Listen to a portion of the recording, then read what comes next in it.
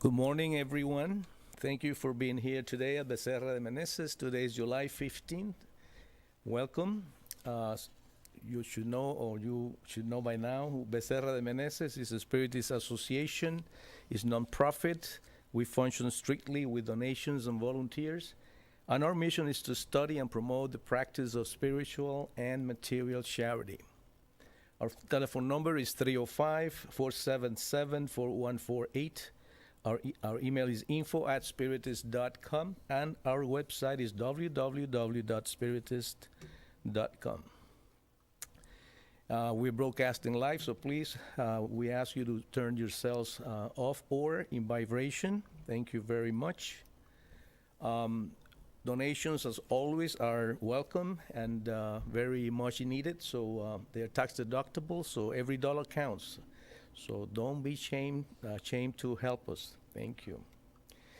We invite you to listen to our podcast 24/7 in 3 languages, Portuguese, English, and Spanish. And we have great speakers. We have great themes and programs, over 500 of them. How to defeat death, what is the Paris Spirit, and many, many others. It is easy. Simply enter into the site radio.spiritist.com and do a click in the program of your choice. Again, it's free and easy access, so there's no excuse not to learn. We're going to be reading from our daily bread, the book Our Daily Bread. This book was written by Francisco Cándido Javier and dictated by the Spirit of Emmanuel. We'll be talking about chapter 95. This is the message. This is the message you heard from the beginning. We should love one another. John chapter 3, verses 11.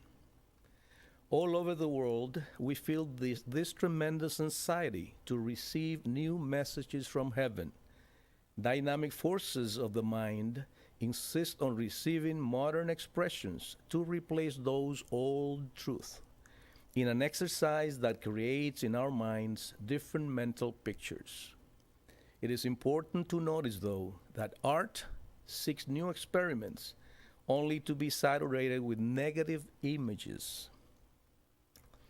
We also notice that politics invents ideologies and processes that are unheard of in governing, increasing the chances for destructive wars. We also notice that science, in their desire to reach higher goals, sometimes disrupts harmony and well-being in society. Large religious orders achieve heroic work in demonstrating the eternity of life, imploring and begging for glorious signs from the invisible kingdom for the common man. We all agree that there will always be a benefit in the high aspirations of the human spirit, when in doing so, we sincerely seek vibrations of a divine nature.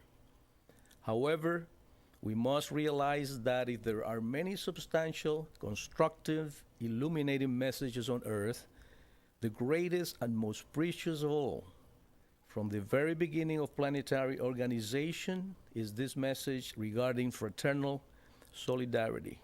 We should love one another.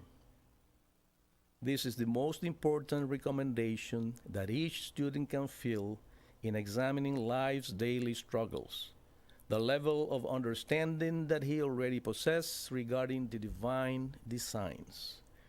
Even though this person or that person may not understand the recommendation given, you must begin to implement this paternal advice within you. Always reach out with love and do good. You can start by feeling respect and admiration for those who do not understand you, and be convinced that they, sooner than later, will do better for you. To reflect about today's reading, in today's reflection, Emmanuel explains that many throughout the world are anxious to receive new messages from heaven, hoping these new messages would replace the veracity and truthfulness of the old ones.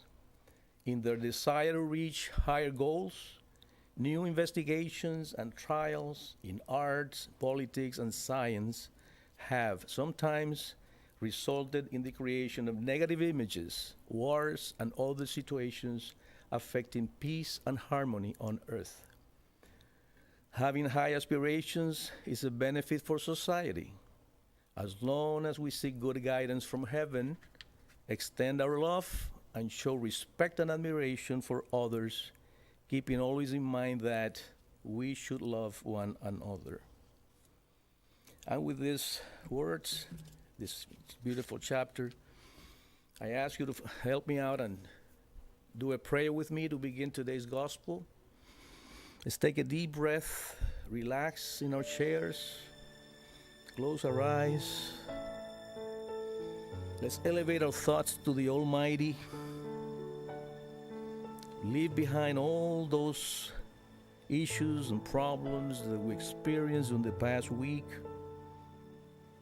Let's think of Him and thank Him for all the good things that He has provided us with, from all the blessings that we receive every day, some of them which we don't realize, we don't pay attention to. The blessings like air to breathe, the sun that shines our ways, the beautiful nights, the stars.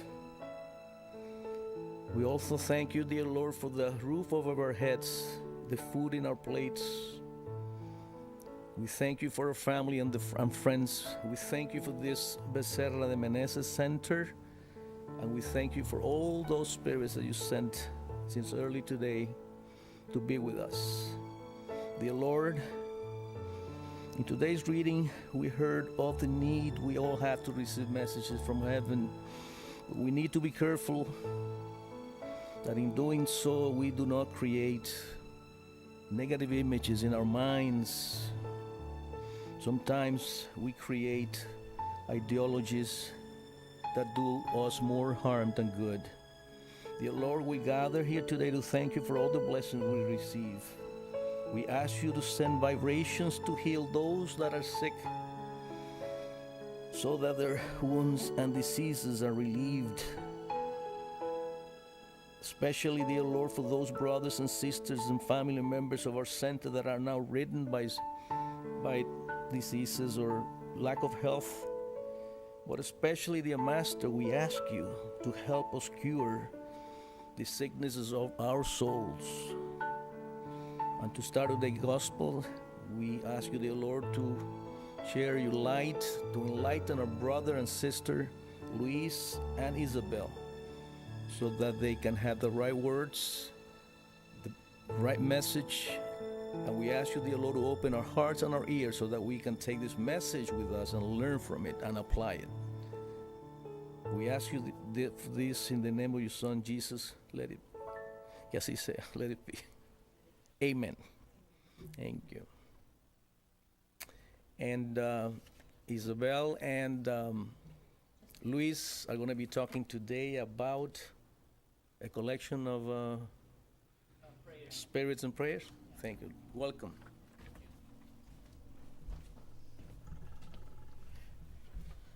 Okay, good morning, everyone. The last chapter in the Gospel is about prayer, and the way Allan Kardec does it, he explains a little bit about prayer, and he has some prayer suggestions. So that's what we typically do when we study that chapter. We're going to do something a little different, because a lot of people ask, and if you think about it, it makes a lot of sense. When you do a real deep prayer, and that happens from time to time, it's not every prayer. Sometimes we do that deep prayer, we go inside, we disconnect from everything.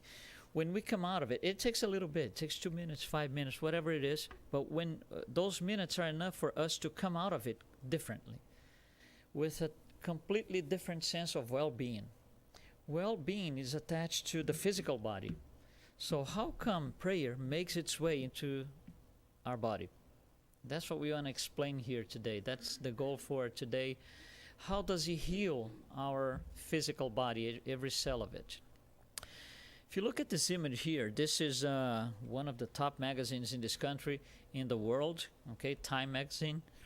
And this is from 2003. So we are 15 years, that's 15 years ago, okay?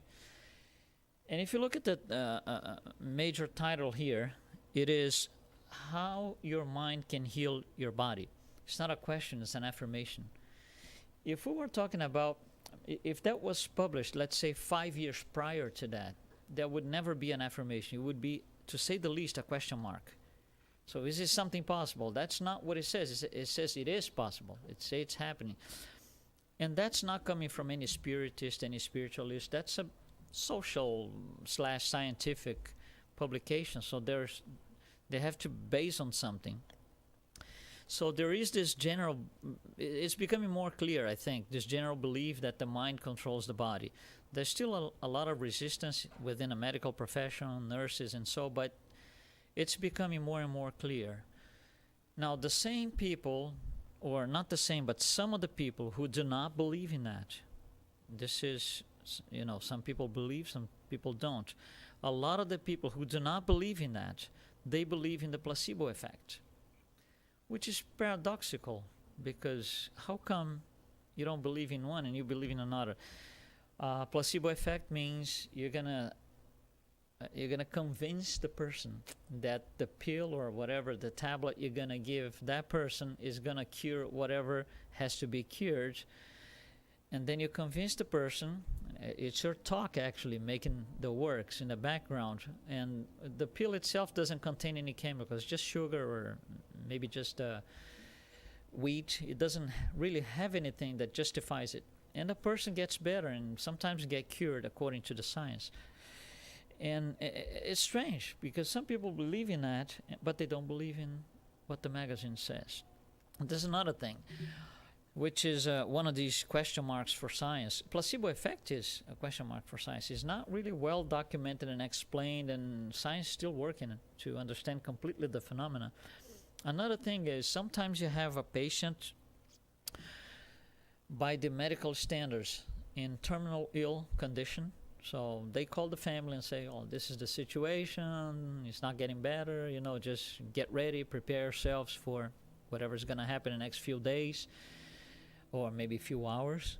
And then a lot of times what happens is the family members, the relatives, they get together, they gather a group, and they come to the hospital, they go around the bed where the patient is sitting, and they just hold hands and they do their prayers. And each one of those people not necessarily are within the same belief systems. You're going to have a mix of Catholics and evangelicals and Spiritists and Islamic and Jewish, atheists. Everyone in their belief system will just get together, put their hands together, make their prayers. And a lot of times the person is good. A person gets better and walks out a few days later. And that's a huge question mark for science. They can't understand that. So a lot of the healing that we see, it doesn't come really from the physical plan. It comes from something else.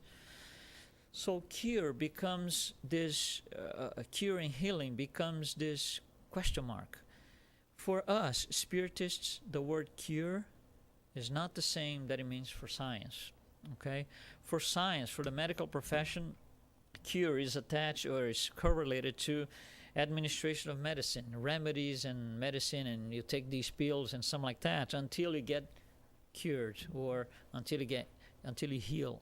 For us, on the other side, it's different. It's about energetic equilibrium within the physical and the other bodies that we have.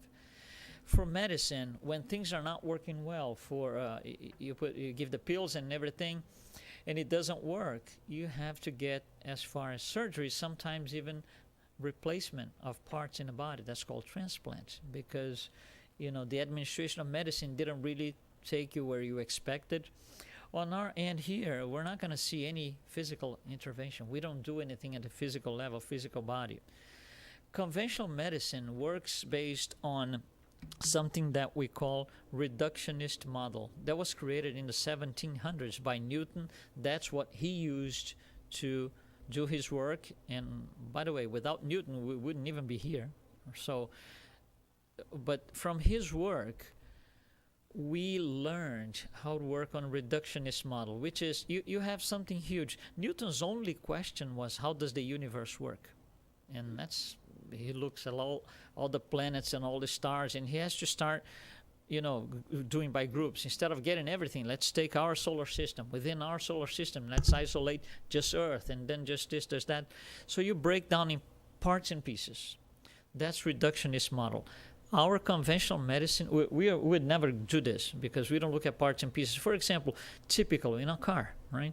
If you try to start the car, it doesn't start, you call a mechanic, he's going to start isolating parts. It can't be the window, it can be the wheel, it can be the tires, it can be the seat. So he's going to start breaking apart the car and oh, okay, it's in the motor, and this, oh, okay, it's the ignition, the wire is loose or something.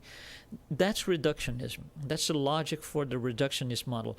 Conventional medicine works on that. So you go to a doctor and you have a pain here, and he finds out by blood test and whatever it is that it's in the liver. So he's going to treat the liver. So he's going to give you medicine for the liver, and you're going to say, well, but this is going to, it's going to have a negative impact on whatever, the kidney, the heart, whatever. And he will say, I don't care. I'm treating the liver. So that's not a holistic, an integrational model. It's reductionist. So our conventional medicine works based on that because it works based on physics from Newton. Us here, we don't use Newtonian physics. We use something that is slightly above, almost above the material plane, which is quantum physics, which we can use to explain a lot of things today in spiritualism in general, but that's not our purpose today, okay? So medicine treats the body. We don't treat the body, we treat the soul. Because you can treat the body. For example, you have a headache today. You go to the drugstore, you buy Tylenol, that's it. Your headache's gone, but it will come back tomorrow. And then medicine is going to justify, but this headache today is not the same as yesterday. It's a different one. So another Tylenol. 3 days later, again. Oh, but that's different from these two. So another Tylenol. It's not really different. It's an expression of something underlying that keeps populating the body with bad stuff. So we treat the soul. We treat the source. Conventional medicine will not do that. So for them, the best they can do is relief, not cure. Cure is here. Healing is here. It's us. So when the word cure comes up, we have to understand what it means. For us as spiritists, it means one thing. For medicine, it means another thing. And that's why in our universities now, we have in all medicine faculties, they have now this medicine and spirituality, trying to bridge these two things. 90% of the universities in the U.S. have this. Okay, it doesn't mean that it's a perfect study of medicine and spirituality. The content might not be what it should be yet, but it's a step. It's better than before. Okay, so we'll get there. Medicine is trying to understand this thing better. So if we go back to the underlying problem, which is in the soul, we need to understand what happens to break the pattern. Otherwise, we're going to keep bringing the headache all the time, or the cancer, or the diabetes. It will come back all the time. What is the pattern? It starts at the spirit level. So at the spirit level, which is our mind and our thoughts, because of our level of evolution, they are not the greatest.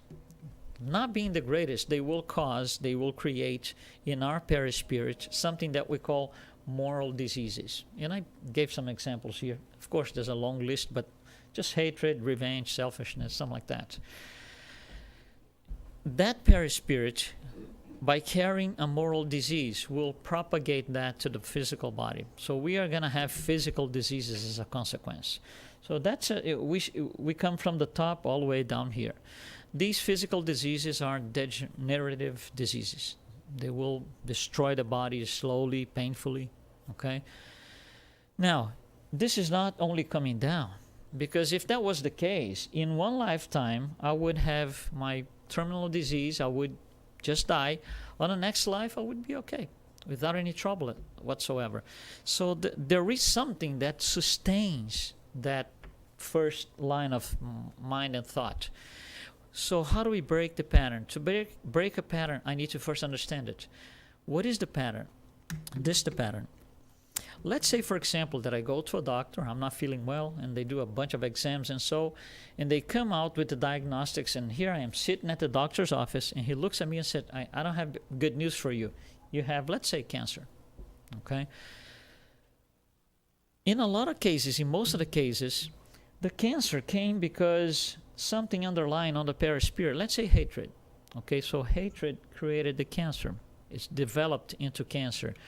When I get the news from the doctor, what do I have? What happens? More hatred. I'm feeding this back in. More hatred.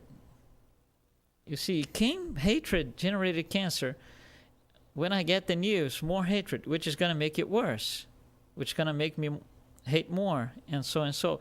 It's a pattern. It's a cycle that happens. But not only that, it goes back up, because now I hate the news that I got, so hate goes up as a moral disease.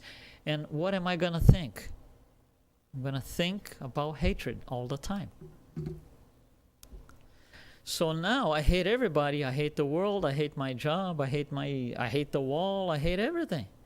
Instead of trying to break the pattern, I'm going back up. So I'm creating a snowball, literally, a spiral snowball. The only way that this is going to stop is by breaking the cycle. And I have to break the cycle in 2 points. I cannot feed from the bottom to the middle or to the middle to the top. For me to break the cycle here in the bottom, I need to have knowledge. That's what we do here. We come to learn what's happening. Why am I having these things? That's knowledge that Spiritism gives to us.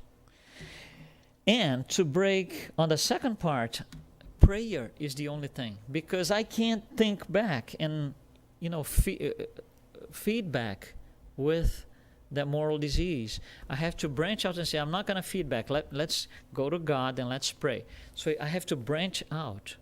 And prayer is the only thing. So healing becomes a combination of two things, knowledge and prayer.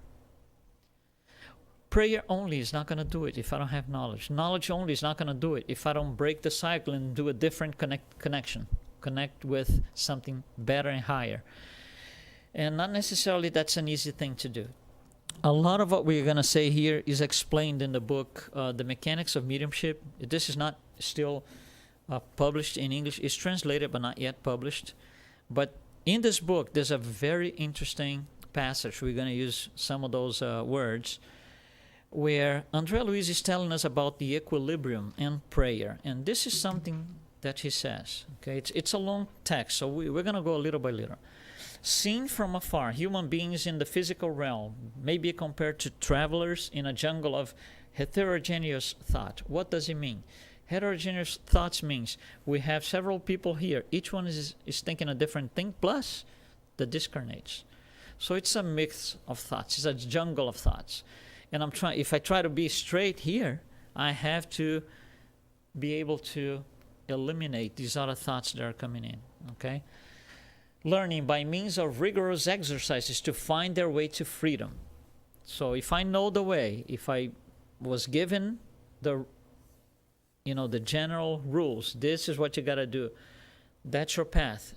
Okay, that's my path, but there's going to be a lot of interference. And I have to be able to eliminate that interference. And that's where the trouble is, because if I can't do it, my equilibrium is going to be in challenge.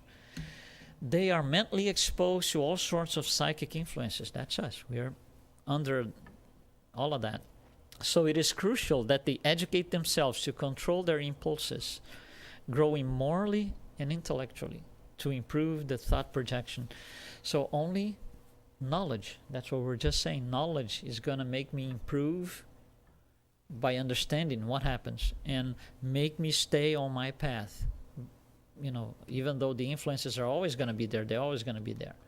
So he continues, concerning the health and maintenance of the physical body, so we are talking about health of the body, and the acquisition of knowledge, human beings can draw upon the advice of doctors, nutritionists, teachers, and various guides. And that's what we do. If you're not feeling well, if you're feeling not good, and so you go to a doctor, you go to a nurse, you go to a nutritionist. We do that. That's normal part of our lives. Therefore, it is also natural for them to make use of prayer to gather the inspiration they need, to attune themselves to higher directives. So it's a combination of things. It's the knowledge that these people have, these doctors, nurses, and everything. That's one thing. But I need to connect to something else at the same time. One without the other will not do it. Now, when he says this inspiration, there's an interesting fact, which is when a doctor is at the surgery for an operation on a patient, it's not a doctor, it's a team of people. So you got a doctor, you got nurses, anesthesiologist, you got different people in there. So let's say you got 8 people in the operating room. Right before the surgery starts, there's nothing wrong with those 8 people got together, each one within their belief system, whatever belief system it is, where nobody's convincing anybody. And just 1 minute, 2 minutes, just, let's connect and let's ask for help. Let's bring down good energy to the physical level so we can, be in peace, we can be positive, and we'll perform a productive surgery or operation. We don't do this, especially here in the U.S. It's very hard. In Brazil and in some Latin countries, we see that. It is a common thing in certain places, in certain hospitals.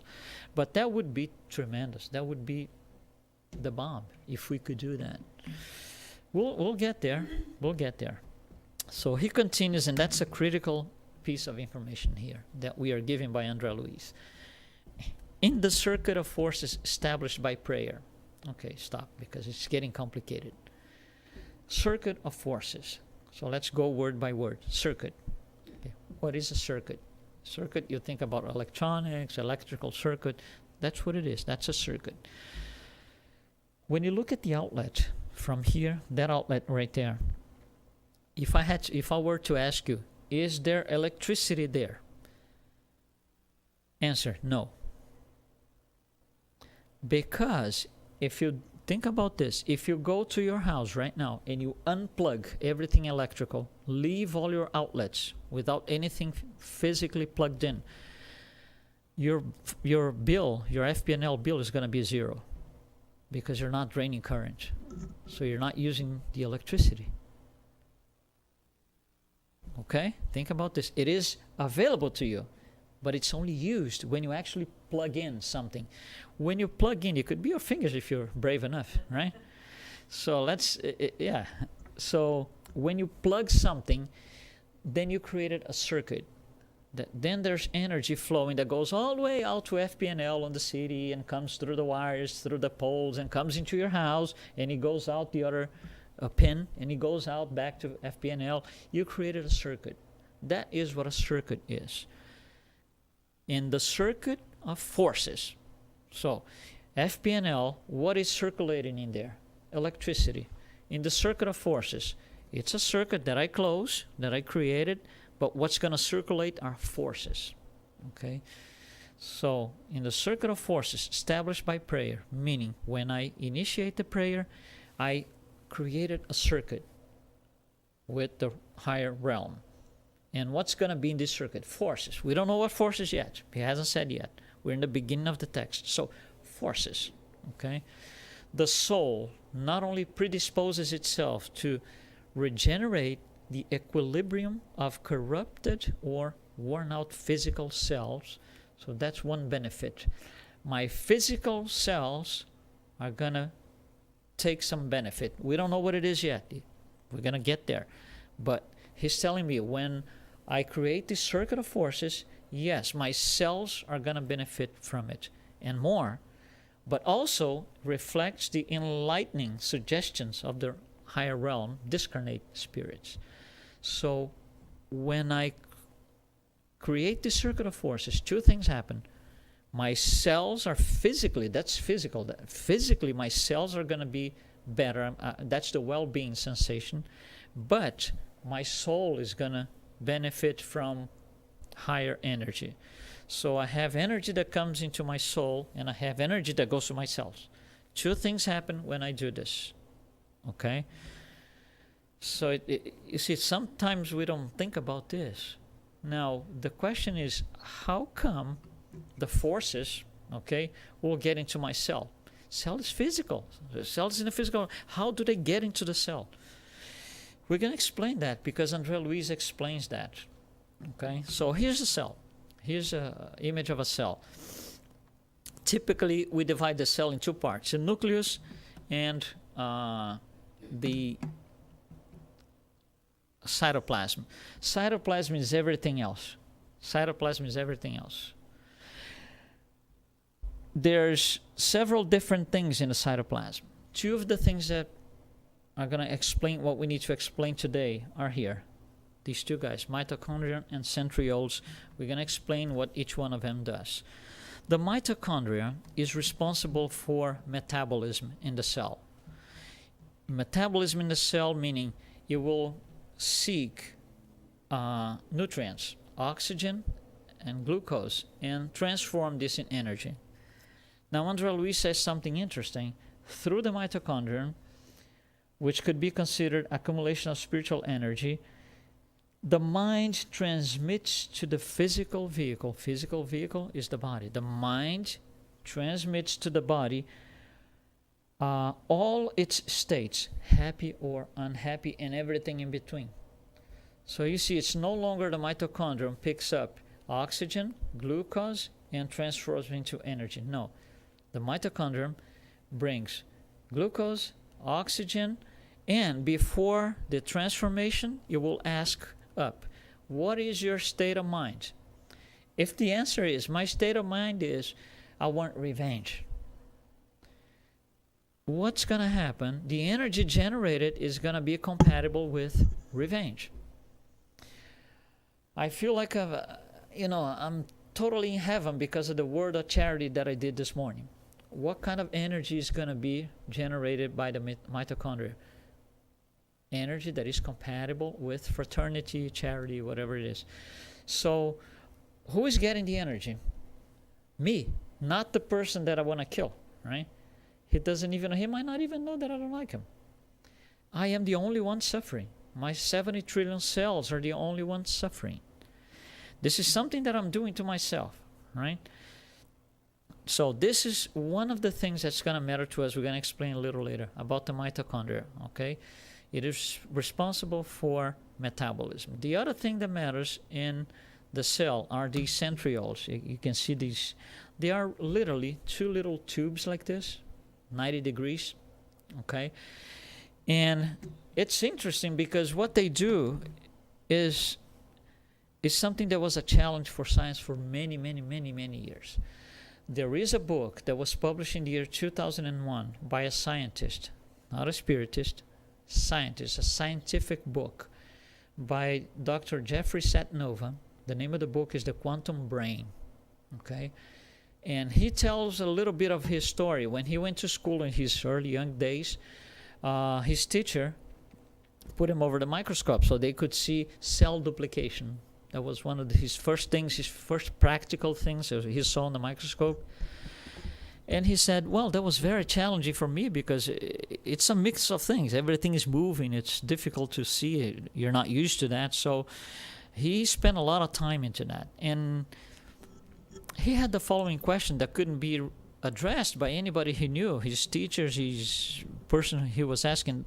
The question was, there are these two little things here, these centrioles, okay, like two little straws, 90 degrees. And these guys are just sitting in the cell, just sitting there. Just a little bit before the cell duplication, these guys go up, the cell duplicates, new cell is formed, they go down. Then again, they go up, new cell is formed, they go down. And he goes like, what are these guys doing here? We know they are in there, we can see on the microscope, but we don't know exactly what they do. So this is in the 70s, okay? So he spent his life working on this and trying to understand this a whole life. In 2001, he publishes a scientific book, and he says, what these guys are doing up there is catching spiritual information. That's a major thing to put on a scientific book. And he uses on the text of the book because he's not attached to any religion, okay? Instead of using the word spirit, he uses all different possible words. He says it could be a spirit, it could be God, vital energy, prana, whatever your belief system is. He mentions all these words to make clear that he's not attached to any belief system. It's a scientific work. There's no attachment to any religion, nothing like that. So that's when we came to understand what was happening. These guys go up because they're seeking information from the state of mind to duplicate the cell. Remember the mitochondria? It seeks the state of mind to generate energy. For cell duplication, we do the same thing. So here's the centriole, okay? Cell duplication is going to happen. What's happening out there? I want to kill somebody today. What happens with the cells? They get duplicated with the with the genes appropriated for that particularity. And then cell duplications keeps happening and happening and happening and happening. So that's how we propagate these diseases. That's how we keep feeding this. Tylenol is not going to fix it. Now, imagine this. If instead of something bad, I have good energy. When I duplicate my cells, they're not damaged. They are always healthy and good. So my life is going to be much better physically speaking, organically speaking. I'm going to have a much more balanced body. My energy, my physical energy is always going to be good. So that's how this gets into our body, okay? So it's cell duplication, just going through this a little bit, right? Cell duplication, what matters is mitochondria. Now, inside these mitochondria, there is some little bags, if you will, some little things. Yeah, some little things. They are called biophors. Okay, it comes from the Portuguese word biophorus, but in English they decided to go biophors. Okay, what this does is, this is what seeks spiritual information into the mitochondria. So you see, there is provision at the physical level inside the mitochondria to bring the spiritual information and accumulate in these little guys. They are called biophors. So the mitochondria contains the spiritual information, the state of mind in there through these guys. So everything spiritual, the state of mind is part of my mitochondria, which is part of my metabolism, which is part of my cell duplication. And we duplicate cells all the time. Even like the bone cells, our bones are replaced completely every 7 to 9 years with new cells. What kind of new cells? According to my state of mind. You see, it's not a material thing that makes the cells go better or worse. It is my state of mind. So it is my free will. It's my decision to make it happen this way or that way. It's just my decision, nothing else. Okay?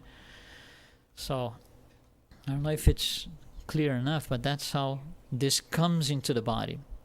All right, what happens now that we know the mechanism? What happens when I pray?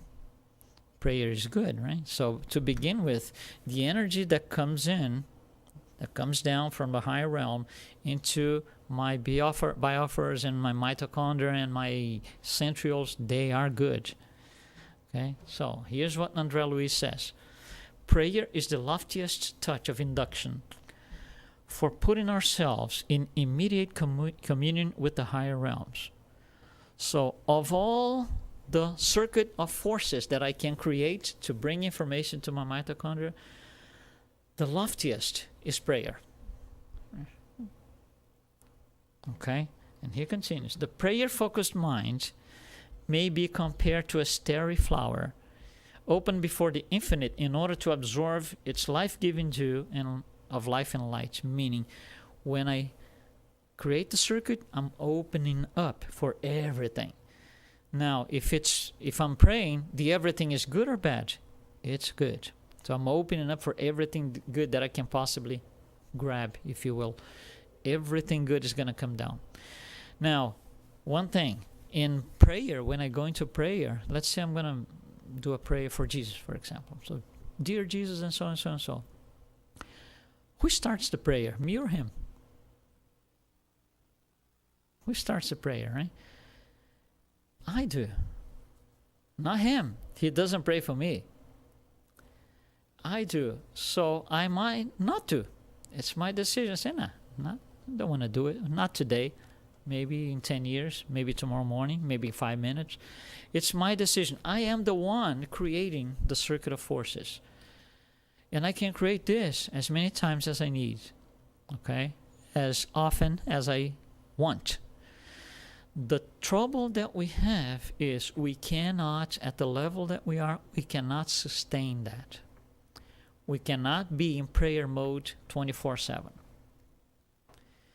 Our amount of time that I pray in a 24-hour day is probably seconds. Some people pray, for example, every night when they go to bed, and that's what, 30 seconds, 1 minute? So it's 1 minute in 24 hours. Nothing else throughout the day. So we can't, at the level of evolution that we are, we can't sustain. It's not that we don't know how to do, we just can't sustain. It's fragmented. So it's minimum. The benefits that I gather from all of this, it's minimum. Now Jesus, for example, is slightly different, right? He can sustain 24/7. It is literally automated in his perispirit. For us, it's not. It's not. It's not automated in our perispirit. So it's something, if it's not automated, for example, digestion is automated. I don't have to think and stop everything to digest the food that I ate. Prayer is not automated. So every time I need to do or I decide to go on a prayer, I have to stop everything and concentrate. I have to use my brain. Okay, so now I'm going to forget about this. Let me concentrate a little bit. You see, I'm using my brain to do something. I stop everything. It's difficult because it's not automated. It will be one day. But for now, that's my biggest challenge, to be able to automate this thing. Okay? And he continues, allied to the cleanliness of the spirit, prayer represents a commutator of mental currents. Commutator is like something that switches from one point to another. For example, a train. Sometimes you see the train, and at a certain point you have a fork. You can go this way or that way. And somebody will commute. From now the train goes this way, now the train goes that way. So commutator is what makes it go this way or this way. Prayer is a commutator. I can be on a very bad day or not. I can be in a difficult situation. I stop and do a prayer, so I go from here to here. Again, who starts the prayer? Me or them? Me. It's my decision. I need a prayer right now because things are not going well. Stop everything. I need 5 minutes here. Or 30 seconds, whatever I'm able to sustain. Some people sustain 5 minutes. Some people sustain 3 hours. Right? Now look at this. This still André Luiz, Missionaries of the Light. The divine rays emitted by sanctifying prayer. Okay, let's stop. Sanctifying prayer. Who initiates the prayer? I do. Okay? The divine rays emitted by that. What he's saying is, when I initiate and I create the circuit of forces, I am going to emit divine rays. That's what he's saying. Let's go deep to say what else he says. That's already major in itself, right? Okay. So these rays are converted into high-level factors of effective and definitive cooperation in the healing of the body. So when I pray, I emit divine rays that are going to go out there, and I'm going to bring the same thing, and they're going to help in the healing of the body. But not only that, the renewal of the soul, and not only that, there's more, the enlightenment of the conscience. So when I do my circuit of forces, these 3 things are going to happen. That's all the benefit I have. It's not a little thing, it's a lot. Okay? All elevated prayer is a source of creative and vivifying magnetism. Elevated prayer, the one that I really dive in deep in and I forget everything about me. Okay? Not verbalize something that we memorized. And anybody who cultivates prayer with the proper balance of sentiment, from the heart gradually becomes a radiating focal point of divine energies. Can you grasp the depth of this thing? Now it's kind of easy to understand what it says, you are gods. How do I become God? The 1 minute God. How do I become myself? And how do I make myself the 1 minute God? Pray. Real prayer. Real. From the bottom of the heart, the sentiment, right? And then I'm going to start emitting divine rays. They're inside. They're just, it's like the FPNL in there. If you don't use the energy, it's still there. They are in. If I don't use it, they're still in. It's just my choice not to use or to use, right? Living currents flow from within each intelligence. So living currents flow out, they go out from within each intelligence and are projected into the energy halo, to the universe, into the fluid, structuring its aura or psychic photosphere. So when I do this, okay, I'm making my psychosphere better. My aura is becoming better when I do this. Again, it's hard to sustain. We do seconds per day. But if we understand, maybe we can change that. Okay, that's the first part, knowledge. Okay, and here's something interesting. Prayer is the basic means of inner renewal. Inner renewal means get new stuff in, right? So when I do my circuit of forces, I'm getting new stuff in. It's the basic means for that, by which divine understanding descends from the soul of life to the life of the soul. So how do I bring something from the soul of life to the life of the soul? Prayer. Not automated, verbalized, memorized prayer. That's something else. Real prayer. When we go deep inside, we shut the doors for everything else. We shut down the inner dialogue. It's that prayer.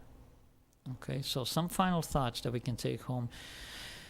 First of all, at the cell level, right? We can feel it, like I said in the beginning. When you do a real deep prayer, when you come out of it, you feel different. You feel light. It's your physical body that changed because your cells are responding now to in a different way. Four things that we can consider for today's discussion. First of all, I label it like this. Prayer helps to shape a new reality. What is that? Reality is personal. Let's say, for example, that I had a bad day yesterday and I had an argument with my boss and I'm really mad. So I come home, now I got Saturday and Sunday to think about it, and I'm really mad and it's really bothering me, and I think bad of him the whole weekend, 48 hours of self-suffering, right? I'm suffering myself, making myself suffer. And my idea is Monday morning, I'm going to walk into his office and I'm going to say this and this and this. And it's all planned. Okay, for the brain that already happened. Even if I never physically walk into his office and verbalize those words, it already happened. So my 70 trillion cells are already living that. That's why reality is personal.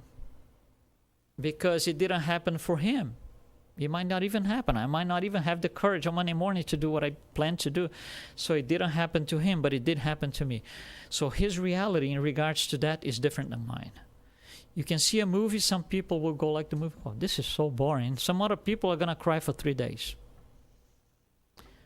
Because the reality for one person is different for the other. Reality is within, resides within. Prayer shapes a new reality. So, for example, I'm thinking about going Monday morning and just storming into his office and telling him everything that's in my mind right now. But throughout the weekend, I thought better, and I heard opinions, and I read stuff, and I saw a nice movie, and I go like, let me pray a little bit. Maybe that's not what I should do. So it's a new reality. My brain is now living a new reality. Okay? Now, if one prayer can do one thing to one cell, And it can do better for 70 trillion cells, us. Can you imagine collective prayer?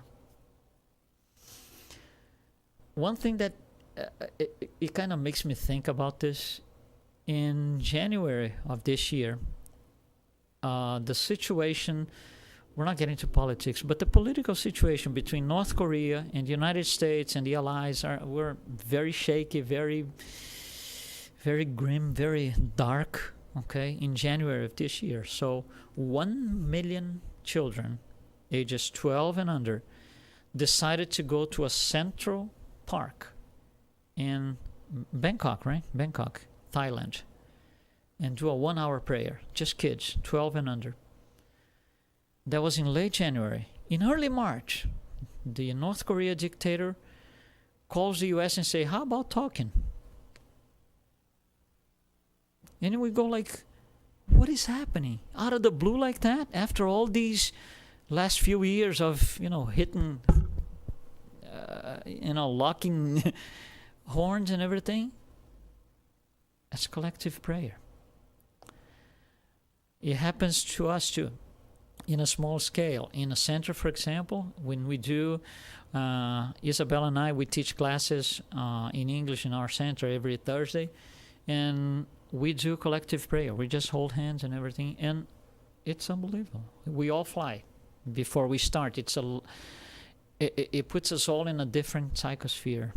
So that's because the circuit of forces comes down, and it comes down really, to each one of us. Healing and diseases are process. They're not punctual events. It takes a lot of time to get sick. You have to put a strategy. Okay, I'm going to do this and this and this. I'm going to be selfish, and I'm going to do that. And with time, life after life after life, incarnation after incarnation, we'll get sick. So it takes a long time to get to that point. And obviously, it will take a long time to get out of it. Okay? Healing is not punctual. It's not Tylenol, boom. You're done in 10 minutes, 1 hour, 2 hours.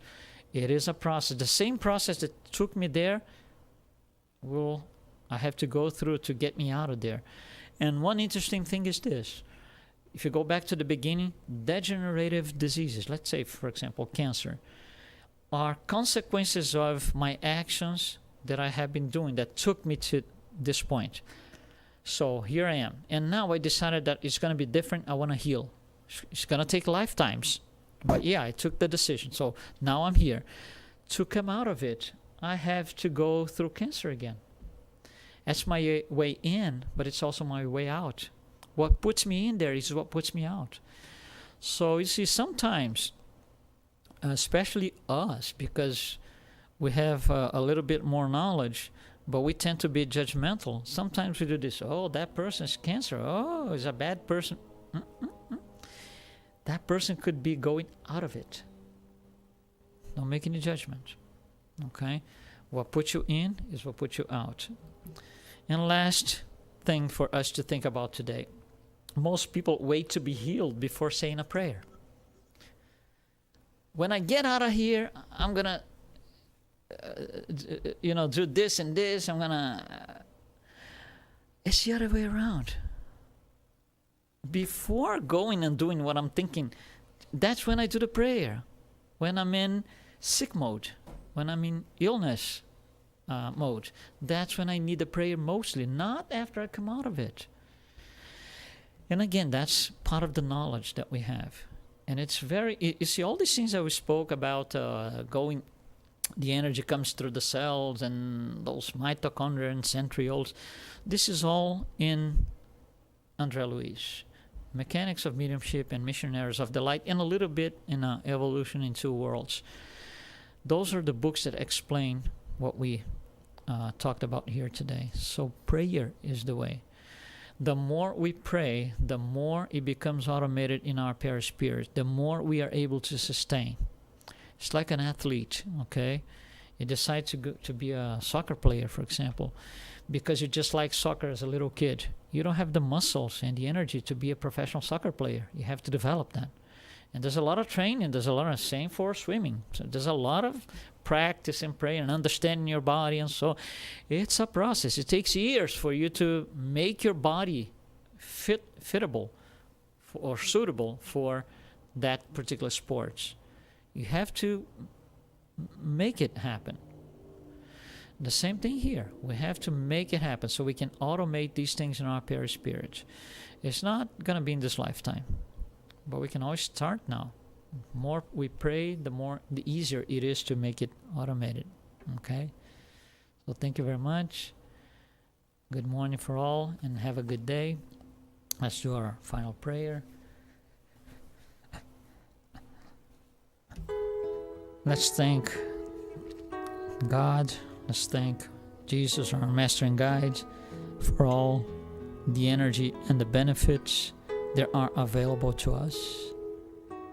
It is our duty to understand our life, how to make ourselves better, how to make others better, how to receive the energy that is available.